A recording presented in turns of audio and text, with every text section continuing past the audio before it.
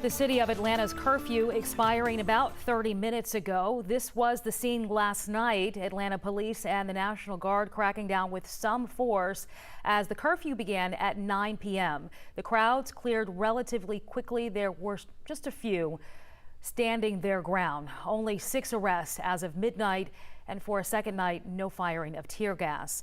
The protests here and across the world sparked by the death of George Floyd while in police custody, and more are planned for the day in the city and around the metro. Nick Sturdivant is live in downtown Atlanta. Nick, protesters have been marching, calling out police brutality. How is the mayor addressing this issue that's being spotlighted nationwide?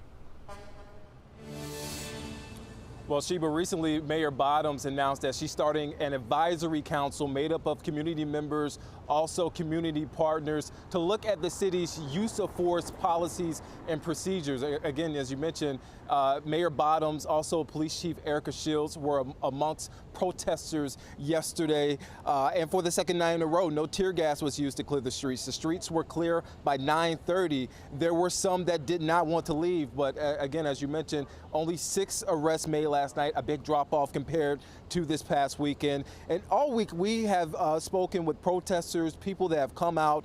And yesterday we spoke with parents about the conversation they are having with their kids about all of this. Listen in. That conversation is so hard, and I absolutely hate having to have that conversation with my son to let him know that he will not be treated like everyone else. He is not the same, unfortunately, according to everyone else. And it's really basic. You treat people the way you want to be treated, and be kind and be thoughtful.